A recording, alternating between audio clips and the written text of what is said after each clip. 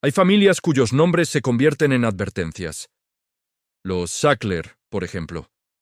Millones de vidas destruidas por los opioides, 20.000 millones en ganancias y un legado que los museos ahora intentan borrar. Pero hay otra familia de la que casi nadie habla. Una dinastía que convirtió la adicción en una máquina económica un siglo antes. Hicieron que los Sackler parecieran estudiantes de primer semestre. Amasaron fortunas inimaginables.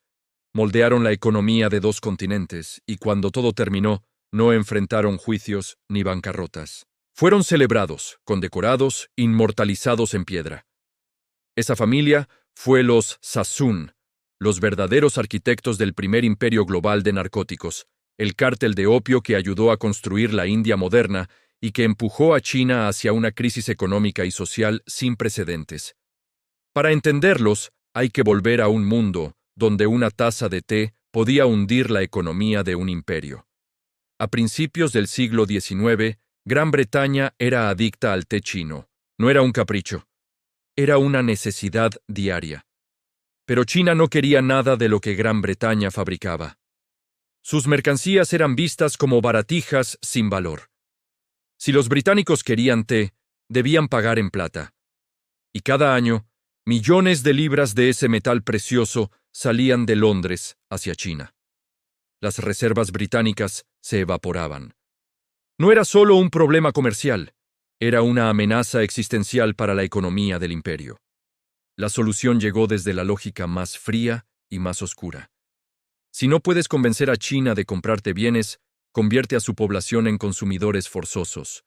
La Compañía Británica de las Indias Orientales, un estado corporativo con ejército propio y autoridad absoluta sobre la India, convirtió vastas regiones indias en plantaciones de amapolas. Compraba el opio crudo, lo procesaba en fábricas propias, lo empaquetaba y lo subastaba a comerciantes privados que lo introducían en China. El negocio creció tanto que, en algunos años, el opio llegó a representar alrededor del 14% de los ingresos coloniales de la India. Carreteras, puertos, salarios militares, administración. Buena parte se financiaba con la adicción de millones de chinos. Ese es el escenario al que llega en 1832 David Sassoon, un comerciante judío que huía de persecuciones en Bagdad. No llegó con fortunas, pero llegó con 3 cosas más valiosas. Una red de contactos construida por generaciones, conocimiento profundo de cómo funciona el poder y el instinto perfecto para ver oportunidades donde otros veían caos. Mientras los comerciantes comunes participaban como intermediarios, los Sassoon entendieron algo esencial. En un imperio de drogas, el dinero real está en controlar la cadena completa. Financiaron el cultivo, prestando a campesinos para que sembraran amapolas en vez de alimentos. Compraron almacenes cerca de los puertos y los llenaron de cofres. Construyeron su propia flota y crearon sus propias aseguradoras para proteger sus barcos. Colocaron agentes en cada puerto importante, desde Calcuta hasta Cantón. Gente que entendía los idiomas, las autoridades, las costumbres y la corrupción. Y lo más importante, se convirtieron en aliados ideales del Imperio Británico. Hacían el trabajo sucio, sin comprometer directamente al gobierno. Londres obtenía ingresos sin ensuciarse las manos. Los Sassoon obtenían poder, protección y acceso privilegiado. Mientras tanto, en China, la devastación era indescriptible. Ciudades enteras se hundían en la adicción, familias destruidas, trabajadores incapaces de laborar, economías locales colapsando.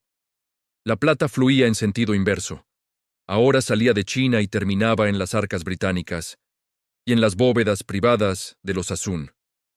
El emperador, desesperado, envió a Lin Sexu para frenar la catástrofe.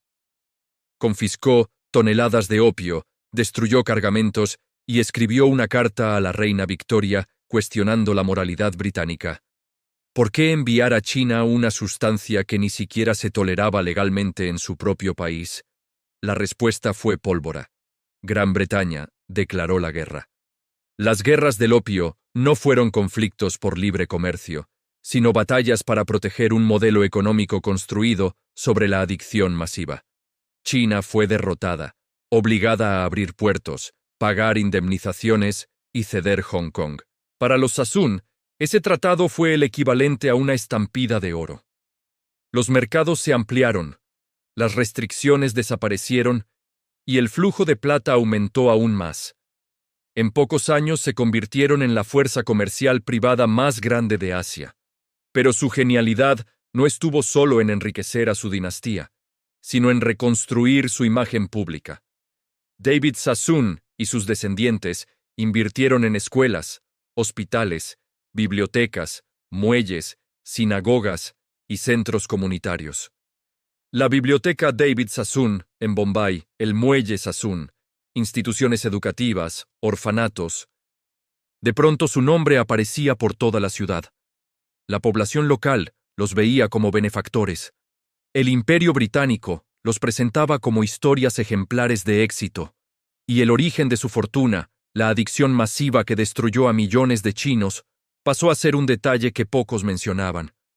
Recibieron honores, cargos ceremoniales y títulos nobiliarios. Se les llamó los Rothschild de Oriente. No había rastro de escándalo, no había vergüenza, solo prosperidad y prestigio. Así es como se lava un legado, no ocultando el dinero, sino enterrándolo bajo toneladas de filantropía hasta que el origen se vuelva invisible. Pero ningún imperio de drogas dura para siempre. Cuando el Partido Comunista tomó China en 1949, nacionalizó todos los activos extranjeros. Los Sassoon lo perdieron casi todo en Shanghái. Huyeron con lo que pudieron salvar. Su empresa se fragmentó y se desinfló. La familia se dispersó. Hoy quedan los edificios, las bibliotecas, los muelles. Pero el apellido ha perdido peso, borrado por el tiempo y la distancia. Y ese mismo patrón se está repitiendo ahora. Los Sackler drenaron a Estados Unidos con opioides, se declararon en bancarrota, pagaron acuerdos y aún conservan la mayoría de su fortuna, escondida en fideicomisos. Las grandes distribuidoras que inundaron pequeños pueblos con millones de pastillas siguen activas. Empresas farmacéuticas que impulsaron la crisis siguen siendo rentables. Pagaron multas, sí, pero comparadas con sus ganancias, son una nota al margen. El sistema no destruye estos imperios, los redirige, y el modelo continúa evolucionando. Antidepresivos recetados durante décadas, benzodiazepinas con abstinencias feroces, medicamentos para TDAH que crean pacientes de por vida. La medicina moderna ha cambiado su objetivo. Ya no busca curar, sino gestionar enfermedades crónicas.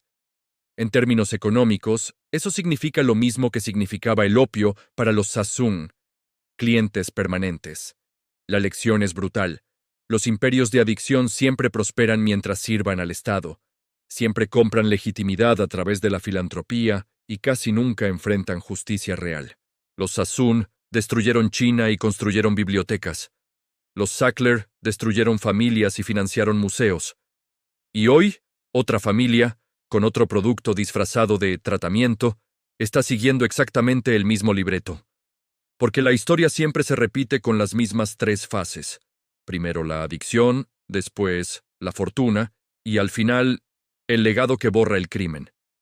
La lección incómoda, que muchas de las instituciones que admiramos están construidas, en parte, sobre dinero de sangre.